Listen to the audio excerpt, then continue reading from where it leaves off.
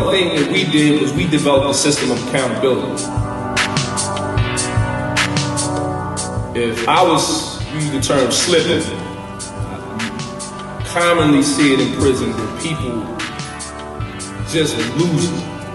You know, one day they go in the cell, the next day they come out, the hair ain't combed, they got the shoes on the wrong feet, they done lost it.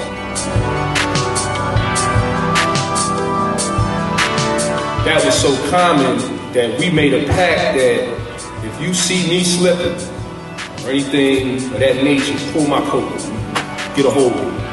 So when I came back out in society, I noticed that we didn't have anything like that. Anthony and I spend countless hours going across the city, meeting with other returning citizens who share our view, and there are many of us. We're going to create a cultural, a social, a political, a economic movement and help ourselves force politicians to create programs that actually benefit us. So many other reentry programs are bastions of bureaucracy. If you go to City Hall, who's sitting at those seats? Sons of politicians, nephews, nieces of people. They aren't returning citizens. They were never on a cell block. They don't know what we went through. So why are they determining how our lives function? You know, we got so many programs in these communities, but the crime just continues. It keeps going up. And they go into jail younger and younger. So when I met John Dye, I met him at a meeting, and we shared a lot of the same philosophies. And what we want to do is actually solve problems and not just affect a guy here, a guy there. Everybody can point to a success story. But what we want to do is have change on a mass level. And one of the first things we had to develop was trust so that we could begin to cooperate with each other, and then accountability. In my travels through life, I worked in Concerned Black Men, which was started in Philadelphia here, but we had a New York chapter, and so we started working with the community. And I started working with people that had been in some troubles, and so I always wanted to say, I always wanted to help out some kind of way. And then when I got in touch with the batteries, which was by accident, I said, well, I can get these guys to work. I mean, people always feel better when they're working. Even the guy that breaks into your house, he feel better after the break-in. He have the stuff, he's counting the goods. But when he have a job, he's always feeling good. So we'd rather have him have a job. One of my fears is this, that because I have a police record, but I'm qualified to do some things like truck driving and business stuff. I'm qualified to do a lot of things. But one of my fears is when they look at my police record, I have it from the whole spectrum. I have a burglary, I have an aggravated assault, and I have a possession.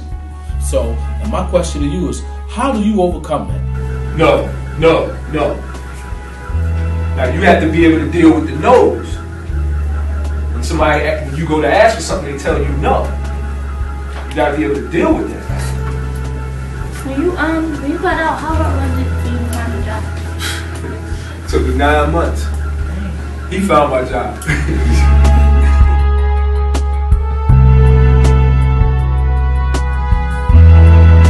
No health care. I mean, it's impossible. It's hard to find jobs. Yeah, just getting basic stuff.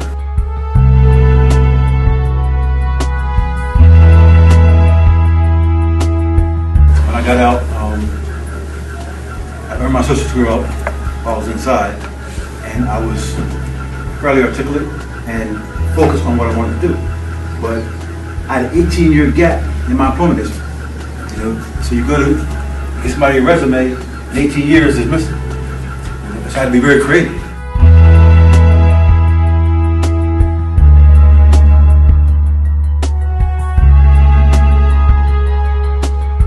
Returning citizens, the statistics say that there are over 200,000 of us in the city of Philadelphia,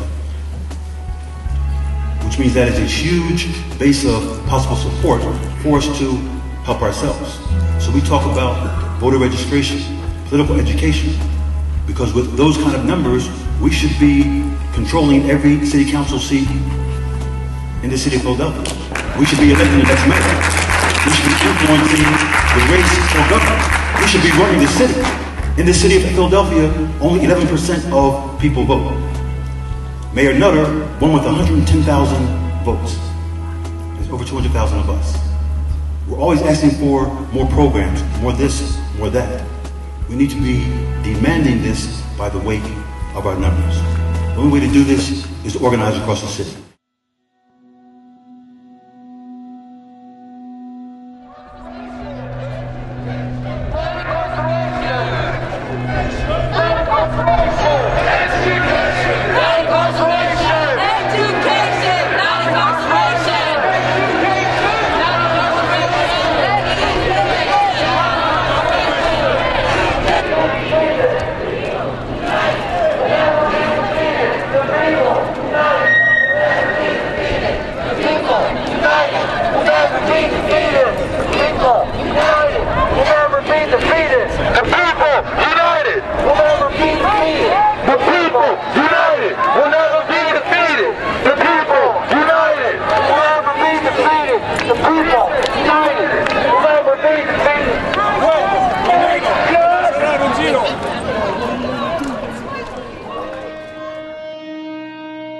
We've got to find jobs that, one, we can do well, and two, the experiences that we've had can be a benefit. Now, we have a proposal into the city for guys who are returning citizens to mentor kids in the neighborhood. Why? Because kids already look up to us. In the black community, going to prison is a rite of passage. It really is. But it's not a badge of honor. Who better to mentor young black men in the neighborhood who are going to go through that same experience if they don't wake up? So since we're already respected, and they call us OGs. That's true. OGs. Yeah. I get that all the time, and I understand the respect level of that. It is. That's a sign of respect, and it's respect that is due. Sure. So if we tell these young people, look, this is a reality. This is what's happening to you when you go inside. You know, this is how you're going to live for the next 10, 15, and 20 years. You know, you've never been to a law library. You don't know the penalties of what you're doing. So look at that first. You got young brothers standing on the corner, selling rocks, or they're the men behind that, the corner action, and they've never investigated the penalties for what you're doing. It doesn't make sense. Right. At least be aware of what's going to happen to you if you engage in a certain level of activity. So one of our jobs is to educate people as to the reality of how the system really works.